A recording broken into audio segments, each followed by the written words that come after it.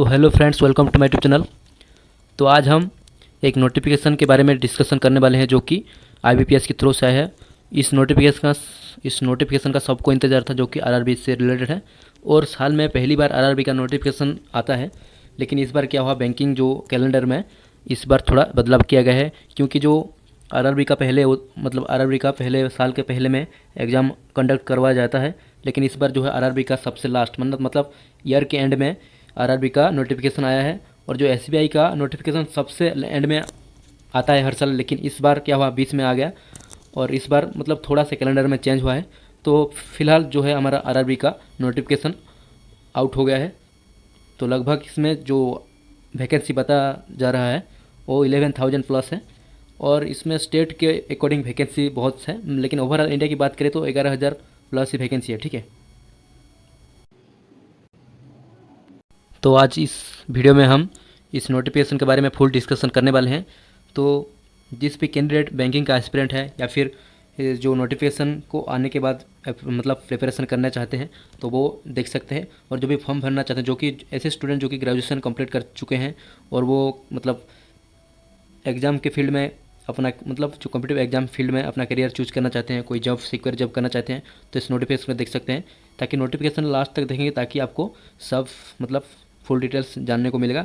अगर आप स्किप करते हैं तो कुछ जानने को नहीं मिलेगा। ठीक है, तो काइंडली वीडियो को लास्ट तक देखें और आपका क्वालिफिकेशन हिसाब से जिसका क्वालिफिकेशन हो रहा है वो इसमें मतलब ऑनलाइन अप्लाई कर सकते हैं। ठीक है, तो देखिए ये जो नोटिफिकेशन आया है institute of banking personal selection, जो कि IBPS शॉर्ट फॉर्म है इसका, ये आरआरबी का नोटिफिकेशन है। फिलहाल IBPS PO, IBPS जो क्लरिकल, SBI क्लरिकल, ये सब एग्ज़ाम की जो ऑनलाइन डेट मतलब एंड हो चुका है और उसका एग्ज़ाम होने वाला है। तो हर साल क्या होता है, आरआरबी का एग्ज़ाम आता है पहले, लेकिन ये जो इस बार क्या हुआ है, आरआरबी का लास्ट में नोटिफिकेशन देखने को मिला है। ठीक है, तो इस वीडियो में हम डिस्कशन करेंगे। ठीक है, तो कितना वैकेंसी है देखो, इसका जो इंपॉर्टेंट डेट के बारे में पहले डिस्कशन कर लेते हैं। तो इसका जो अप्लाई डेट कब से स्टार्ट होगा, कि इसका जो अप्लाई डेट है हमारा मतलब ये जो आरआरबी का 1/9/2025 से यानी कि आज से शुरू हो गया है। और 21 सितंबर 2025 तक इसका अप्लाई प्रोसेस रहेगा। इसका जो फीस है, जो फीस पेमेंट करने का इंटीमेशन चार्जेस के लिए, ठीक है, या फिर एप्लीकेशन फ़ी कह लो, और जो ऑनलाइन प्रोसेस सेम ही डेट रही है, मतलब 1/9/2025 से लेकर 21 सितंबर 2025 तक ही रहेगा। और इसका जो विंडो दिया गया है एडिट करने के लिए, कई बार फिल करने के बाद क्या होता है ना, कोई मिस्टेक वगैरह हो जाता है ना, उसको एडिट करने के लिए after closure of registration will be notified on official IBPS। तो इस बारे में एडिट के बारे में क्या कहा गया है कि जब से मतलब ये जो एंड हो जाएगा अप्लाई करने का प्रोसेस, उसके बाद एडिट करने के लिए एक नया नोटिफिकेशन आएगा जिसमें बता जाएगा कि एडिट कर सकते हो इस डेट से लेकर उस डेट तक। ऐसा मतलब 2-3 दिन का मतलब टाइम दिया जाएगा। ठीक है, और जो बंदा मतलब जो कैंडिडेट प्री एग्ज़ाम ट्रेनिंग करना चाहते हैं उसके लिए नवंबर 2025 में प्री एग्ज़ाम ट्रेनिंग किया जाएगा। ठीक है, ये सिर्फ ST SC OBC इन कैटेगरी के लिए conduct of free exam training किया जाता है, और जो जनरल वाले हैं उनके लिए नहीं किया जाता है। ठीक है, और इसका जो ऑनलाइन मतलब प्री एग्ज़ाम जब होगा नवंबर दिसंबर में होगा, मतलब नवंबर के लास्ट से लेकर दिसंबर के फर्स्ट इसके बीच में होगा। ठीक है, और इसका जो ऑनलाइन प्रिलिमिनरी जो कॉल लेटर रहता है मतलब एडमिट कार्ड नवंबर दिसंबर को ही देखने को मिलेगा। और इसका जो मेन या फिर सिंगल कह लो मतलब मेन एग्ज़ाम कब होगा, दिसंबर 2025 या फरवरी 2026 में देखने को मिलेगा। ठीक है, और इसका जो प्रोविजनल अलॉटमेंट रहेगा फॉर ऑफिसर स्केल II और AAA ऑफिस असिस्टेंट कह लो या मतलब क्लरिकल कह लो। और जो ऑफिसर स्केल 1, स्केल 2 और 3 ये ऑफिसर लेवल का एग्ज़ाम होता है। इसके लिए आपको इंटरव्यू देना पड़ेगा, लेकिन जो ऑफिस असिस्टेंट है इसके लिए आपको विदाउट इंटरव्यू आप जॉब ले सकते हैं। ठीक है, तो देखिए इसका जो हमारा एलिजिबिलिटी क्राइटेरिया देख लेते हैं पहले। ठीक है, इसका एलिजिबिलिटी क्राइटेरिया देख लेते हैं। देखो इसका जो एलिजिबिलिटी है ग्रुप बी के लिए मतलब ऑफिस असिस्टेंट पोस्ट के लिए, तो आज का आपका जो एज है 1/9/2025 मतलब 1 सितंबर 2025 के टाइम तक, इस टाइम के तक आपको 18 से 28 साल में रहना चाहिए। मतलब आपका एज 18 साल से 28 साल तक रहना चाहिए। और आप जो ईयर के हिसाब से कह लें तो बॉर्न अर्लियर देन 2 सितंबर 1997। ठीक है, 1997 2/9/1997 से पहले और 1/9/2007 के बाद आप मतलब बॉर्न नहीं होना चाहिए थे। ठीक है, मतलब इसके बीच में ही आपका जो बर्थ होना चाहिए था, मतलब होना चाहिए, तब आप जो है इसमें अप्लाई कर सकते हैं। ठीक है, ये तो गया सिर्फ ग्रुप बी की पोस्ट के लिए। और जो ग्रुप ए के लिए है फॉर मतलब ऑफिसर स्केल 1, 2 और 3 के लिए, इसमें जो है देखो पहले जो स्केल 1 है 18 से 13, आप लोग देख सकते हैं स्क्रीन में, ठीक है, 18 से 30 साल तक बताया गया है। और जो ऑफिसर स्केल सेकंड है इसके लिए 21 ईयर्स से लेकर 32 ईयर्स तक बताया गया है। और जो ऑफिसर स्केल थर्ड है इसके लिए जो कि सीनियर मैनेजर है, ये पोस्ट के लिए आपको 21 ईयर्स से लेकर 40 ईयर्स तक आपका एज रहेगा। इसके बीच में आप रहते हैं तो आप अप्लाई कर सकते हैं। इसके अलावा और एज रिलैक्सेशन मध्य है, ठीक है, जैसे कि आप बोल सकते हो एससी के लिए या एसटी के लिए 5 ईयर का एज रिलैक्सेशन है। ओबीसी कैटेगरी नॉन क्रिमिनल जो कि एनसीएल है, जो एनसीएल बोलते हैं, ठीक है, उसके लिए 3 साल का है। और जो पीडब्ल्यूडी कैंडिडेट उसके लिए 10 साल का एज रिलैक्सेशन है, ठीक है। तो फिर ये तो हो गया आपका एज क्राइटेरिया, ठीक है। अब देखते हैं एजुकेशनल क्वालिफिकेशन के बारे में डिस्कस करते हैं, ठीक है। तो किस एजुकेशन आपने किया है, मतलब कंप्लीट किया है, तो आप इसमें अप्लाई कर सकते हैं, ठीक है। तो पहले देखो हमारा जो ऑफिस असिस्टेंट या फिर मल्टीपर्पज़ कह लो क्लरिकल जो है, इसके लिए आपको सिंपल आपका बैचलर डिग्री कंप्लीट होना चाहिए। और जो डेट देखिए आप, as on the last date of online registration, जब इसका जो ऑनलाइन रजिस्ट्रेशन का लास्ट डेट जो है 21 सितंबर, इस डेट तक आपका जो डिग्री कंप्लीट होना चाहिए, ठीक है। तो ग्रुप बी के लिए देखो आपका बैचलर डिग्री होना चाहिए जिस डिसिप्लिन आप मतलब जो भी स्ट्रीम में, आर्ट्स साइंस कॉमर्स जो भी स्ट्रीम में आप बैचलर डिग्री कंप्लीट होना चाहिए एक रिकॉग्नाइज यूनिवर्सिटी से, ठीक है। और आपको लोकल लैंग्वेज जिस स्टेट से आप अप्लाई करोगे उस स्टेट का जो लोकल लैंग्वेज है, जैसे कि छत्तीसगढ़ का हिंदी होता है, ओडिशा का ओडिया लैंग्वेज होता है, इस जो मतलब रीजनल लैंग्वेज होता है इसमें आपका प्रोफिशिएंसी होना चाहिए। क्योंकि ना बाद में आपका जो एलपीटी होगा, लैंग्वेज प्रोफिशिएंसी टेस्ट, तो इसमें आपको मार्क्स स्कोर करना चाहिए, मतलब स्कोर करना पड़ेगा ताकि आपका सिलेक्शन हो जाए, ठीक है, ये है।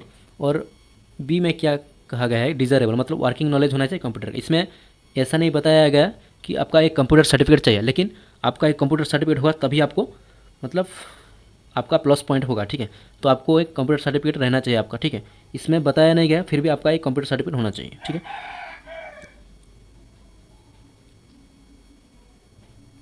फिर ऑफिसर स्केल फास्ट के लिए देखिए आपका जो बैचलर डिग्री कंप्लीट होना चाहिए एक रिकॉग्नाइज्ड यूनिवर्सिटी से, आप जो भी स्ट्रीम में, ठीक है। और प्रेफरेंस दिया जाएगा किन लोगों को, देखा आप स्क्रीन में देख रहे होंगे आप, एग्रीकल्चर, जिसका मतलब जो डिग्री है, मतलब जो बैचलर डिग्री है एग्रीकल्चर में होगा, हॉर्टिकल्चर में होगा, फॉरेस्ट्री में, एनिमल हस्बेंड्री में, वेटरनरी साइंस में, एग्रीकल्चरल और इंजीनियरिंग में, पिसिकल्चर में, एग्रीकल्चर मार्केटिंग में, ये सभी जो सब्जेक्ट है इसमें आपका ग्रेजुएशन कंप्लीट है तो आपको एक प्रोफिशिएंसी दिया जाएगी, ठीक है। इसमें भी आपका वर्किंग नॉलेज ऑफ कंप्यूटर होना चाहिए, मतलब एक सर्टिफिकेट भी होना चाहिए, ऐसा मान लो, ठीक है। तो ऑफिसर स्केल सेकंड के लिए आपका एक बैचलर डिग्री होना चाहिए और 50% एग्रीगेट मार्क होना चाहिए, मतलब आपका बैचलर डिग्री में 50% होना चाहिए। और इस सभी फील्ड में भी आपको जब मतलब इस सभी जो फील्ड है इसमें आपका सब्जेक्ट रहा है तो आपको प्रेफरेंस दिया जाएगा, ठीक है।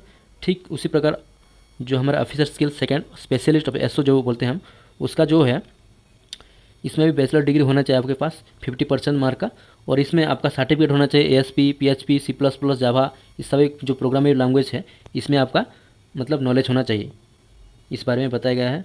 और CA में आपका certificate issued from institute of chartered accounts, ठीक है। और आपके CA में सर्टिफिकेट होना चाहिए, चार्टर्ड अकाउंट में, लॉ ऑफिसर में degree from a recognised university, law officer भी होना चाहिए, मतलब लॉ में भी डिग्री होना चाहिए, तब जाकर आप SO बन सकते हैं, ठीक है। उसके बाद देख लेना आप ऑफिसर स्किल थर्ड के लिए भी बैचलर डिग्री की मतलब रखा गया है 50% रहना चाहिए आपका मार्क, ठीक है। सिंपली आप ग्रेजुएशन कंप्लीट कर चुके हैं तो आपको एक मतलब अपॉर्चुनिटी रहता है कि आप ऑफिस असिस्टेंट मल्टीपर्पज़ के लिए अप्लाई कर सकते हैं। और आपका जो मार्क वगैरह आप ज़्यादा है और इस सभी जो सब्जेक्ट वगैरह में आपका जो मतलब ग्रेजुएशन कंप्लीट है तो आपका सब में अप्लाई कर सकते हो सब, ठीक है। और इसका जो फीस के बारे में आप डिस्कशन करेंगे तो देखो ऑफिसर स्किल जो फर्स्ट सेकंड थर्ड है इसके लिए आपका जो 175 ST SC PWD कैंडिडेट के लिए और जो 850 रुपये है सभी के लिए, मतलब सभी के लिए ऑल कैटेगरी के लिए 850 देना पड़ेगा फीस, ये है एग्जामिनेशन फीस, ठीक है। मतलब आप अप्लाई करेंगे तो ऑनलाइन पेमेंट करना पड़ेगा 850 का फॉर ऑल अदर्स कैंडिडेट के लिए, और PWD SC ST के लिए 175 पे करना पड़ेगा। सेम उसी तरह ऑफिस असिस्टेंट के लिए भी ये फीस है, ठीक है। और जब बात कर लेते हैं हम इसका जो एग्जामिनेशन पैटर्न क्या होगा, मतलब स्ट्रक्चर क्या रहेगा, तो इसका जो प्री एग्ज़ाम देखो ऑफिस असिस्टेंट के लिए प्री एग्ज़ाम क्या होगा, तो मतलब 80 मार्क का क्वेश्चन रहेगा, नंबर ऑफ क्वेश्चन 80 मार्क रहेगा और मार्क्स नंबर ऑफ मार्क्स पे 80 रहेगा। और इसका जो टाइम रहेगा 45 मिनट्स, ओनली 45 मिनट्स, ठीक है। जब IBPS क्लर्क या फिर SBI क्लर्क का एग्जाम होता है तो पहले जो है 100 मार्क का एग्जाम होता है और नंबर ऑफ क्वेश्चन भी 100 रहता है और जो टाइम रहा मतलब 1 आवर या फिर 60 मिनट रहता है। लेकिन इस बार मतलब ये जो RRB का होता है, क्लरिकल हो या ऑफिसर स्केल, इसमें पहले जो प्री एग्जाम होता है इसमें 45 मिनट्स का ड्यूरेशन रहता है और टोटल मार्क 80 रहता है, नंबर ऑफ क्वेश्चन भी 80 रहता है। इस बार भी ऐसा हुआ है। जो रीजनिंग का नंबर ऑफ क्वेश्चन 40 रहेगा और रीजनिंग के लिए आपको 25 मिनट्स दिया जाएगा। सेक्शनल टाइमिंग रहता है बैंकिंग एग्जाम में, ठीक है। आप सभी जो भी पहले से बैंक का प्रिपरेशन कर रहे हैं उन लोगों को पता होगा, लेकिन जो नया एस्पिरेंट है उन लोगों को तो शायद मालूम नहीं होगा, ठीक है। तो उसके बाद न्यूमेरिकल एबिलिटी जो कि हमारा मैथ है, इसके लिए आपको नंबर ऑफ क्वेश्चन 40 रहेगा, ठीक है, और मैक्सिमम मार्क 40 रहेगा 20 मिनट्स के लिए। और मीडियम ऑफ एग्जाम मतलब किस लैंग्वेज में आप एग्जाम दोगे ये आप चूज करना पड़ेगा आपको, ठीक है, इसलिए स्टार मार्क दिया गया है। ठीक उसी प्रकार जो ऑफिसर स्केल फास्ट है इसके लिए भी सेम प्रोसेस मतलब सेम स्ट्रक्चर रहेगा प्री का, ठीक है।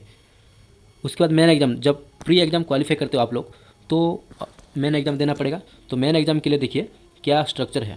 तो जो ऑफिस असिस्टेंट है या फिर क्लरिकल कह लो मल्टीपर्पज़, इसके लिए जो मेन एग्जामिनेशन है इसका स्ट्रक्चर देखिए।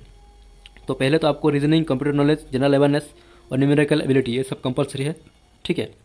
उसके बाद जो 4 के देखिए 4 का A और B दिया गया है, इसमें से 2 लैंग्वेज से आपको एक लैंग्वेज चूज करना है। अगर आप इंग्लिश में प्रोफिशिएंसी है मतलब इंग्लिश लैंग्वेज आपको बहुत जमता है, ठीक है, तो इंग्लिश से आप एग्जाम दे सकते हो। अगर आपका इंग्लिश थोड़ा वीक है, हिंदी में आप मतलब प्रोफिशिएंसी है हिंदी मीडियम का मतलब हिंदी से आप को मतलब अटेम्प्ट कर सकते हैं ज़्यादा, तो आप हिंदी चूज कर सकते हैं, ठीक। इस दोनों में से आपको एक चूज करना है, ठीक है।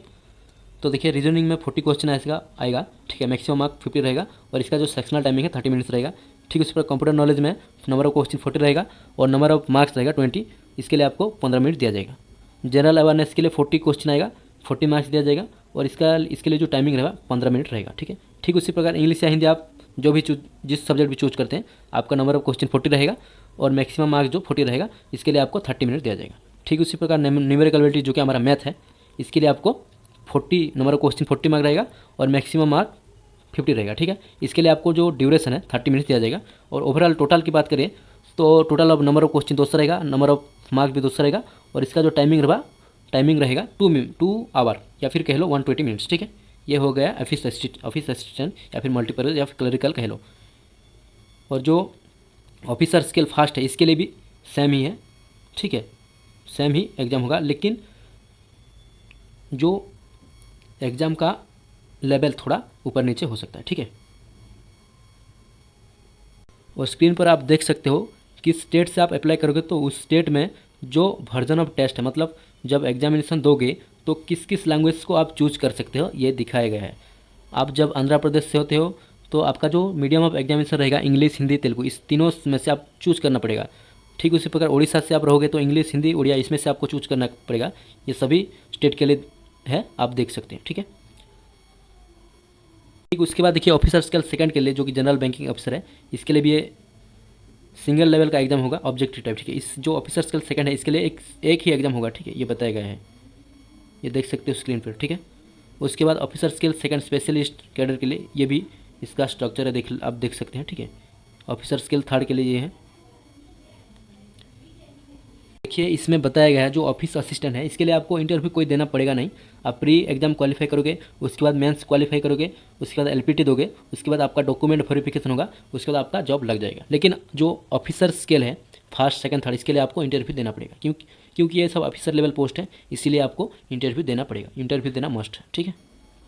और स्क्रीन पर आप लोगों को देख रहे होंगे आप लोग कि इसका जो वैकेंसीज है ऑफिस असिस्टेंट के लिए मतलब स्टेट अकॉर्डिंग वैकेंसी आया है। तो आंध्र प्रदेश में देख सकते हो 60 टोटल 150 है और ST में कितना है, ST में कितना है, OBC में, जनरल में कितना है, ये सब आपको स्क्रीन पर दिख रहा होगा, ठीक है। तो टोटल की बात कर ले तो आप 150 है आंध्र प्रदेश में और देखिए सभी स्टेट में अलग अलग है, ठीक है। पुडुचेरी की बात करें तो टोटल 7 है, पंजाब की बात करें 57 है और सबसे ज़्यादा इस बार राजस्थान में 1725 दिख रहा है और जो तमिलनाडु में 468 दिख रहा है, उत्तर प्रदेश में 1000 वैकेंसी है, ठीक है। तो ये स्टेट अकॉर्डिंग वैकेंसी है और स्टेट अकॉर्डिंग कट ऑफ आएगा, उसके हिसाब से आपका सिलेक्शन होगा, ठीक है। और ये देख सकते हैं इसका ऑफिसर स्किल के लिए भी मतलब जो ऑफिस असिस्टेंट है इसके लिए थोड़ा ज़्यादा वैकेंसी रहेगा और जो बाकी ऑफिसर लेवल पोस्ट है ऑफिसर लेवल पोस्ट तो थोड़ा मतलब कम रहेगा, ठीक है। ये सब देख सकते हो ऑफिसर स्केल फास्ट के लिए वैकेंसी है, किस किस स्टेट में कितना है, आप स्क्रीन को मतलब इसको पॉज करके वीडियो को पॉज करके आप देख सकते हैं, ठीक है। उसके बाद ऑफिसर स्केल सेकंड के लिए भी ये सभी देख सकते हो आप लोग। और अगर ये पीडीएफ चाहिए आपको तो हमारा जो डिस्क्रिप्शन में टेलीग्राम लिंक है इसमें जाकर आप लोग ये पीडीएफ डाउनलोड कर सकते हैं, ठीक है। उसके बाद आप देख सकते हो कि जो एग्ज़ाम होगा, प्री एग्ज़ाम होगा, ठीक है, या फिर मेन एग्ज़ाम हुआ, इसके लिए आपका जो सेंटर क्या रहेगा, ठीक है।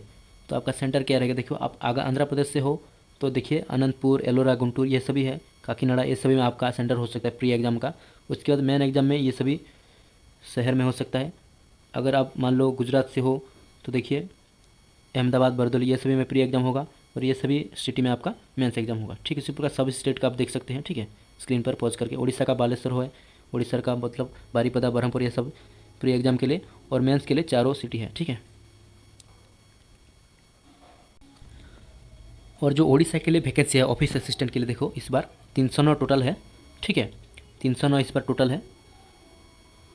जो भी उड़ीसा का कैंडिडेट भी देख रहे हो वीडियो, तो ये बोलना चाहूँगा कि जब उड़ीसा का जो मतलब उड़ीसा गवर्नमेंट का कोई एग्ज़ाम आता है तो उसमें आप सब देखे होंगे कि जो आरआई एग्ज़ाम हुआ है, एआरआई का जो और SSSC का सीआरई 2023 में जो आया था, उसमें वैकेंसी की बात करें तो लगभग 3000 प्लस, मतलब 3000 के बीच में रहा था, ठीक है, 2500 से 3000 के बीच में वैकेंसी आया था। लेकिन इसमें जो नंबर ऑफ़ अप्लाई करने वाले कैंडिडेट 5.5 लाख से ज़्यादा अप्लाई करे हैं, ठीक है। अगर बैंकिंग एग्ज़ाम में देखोगे तो ये जो 309 है इसमें आपका कंपटीशन कम रहेगा, ठीक है।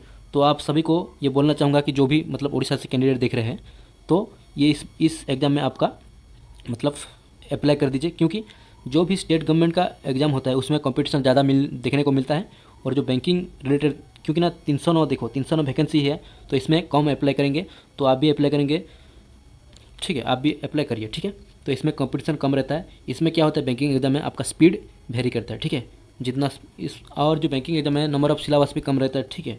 इसमें स्पीड आपको मेंटेन करना पड़ता है। और जो स्टेट गवर्नमेंट हो, जो भी और दूसरे एग्ज़ाम होता है, एसएससी की बात कर लो, यूपीएससी की बात कर लो, उसमें नंबर ऑफ मतलब यूपीएससी तो बहुत ही ज़्यादा रहता है नंबर ऑफ जो सिलेबस, लेकिन ये जो सीआरई का एग्ज़ाम हुआ रही है इसमें भी नंबर ऑफ सिलेबस ज़्यादा रहता है, लेकिन बैंकिंग का थोड़ा सा रहता है, इसमें स्पीड का मेंटेनेंस करना पड़ता है। तो ये वीडियो में इतना सारा मतलब जो आरआरबी का वैकेंसी, आरआरबी का नोटिफिकेशन बारे में, तो आशा करता हूँ कि ये वीडियो आप सभी को अच्छा लगा होगा। अगर वीडियो अच्छा लगा होगा तो लाइक कर दीजिए और अपने फ्रेंड को शेयर कर दीजिए, ताकि ऐसी नोटिफिकेशन आप उन सभी को भी पता चले इस वैकेंसी के बारे में। अगर आप इस चैनल पर नए आए हैं तो चैनल को सब्सक्राइब करना ना भूलें, ताकि ऐसी नोटिफिकेशन आपको सबसे पहले मिलती रहे, ठीक है। तो इस वीडियो में इतना ही, जल्द मिलेंगे और नेक्स्ट वीडियो के साथ। तब तक बाय बाय, अच्छे से पढ़ाई कर लीजिए, ठीक है। जय जगन्नाथ।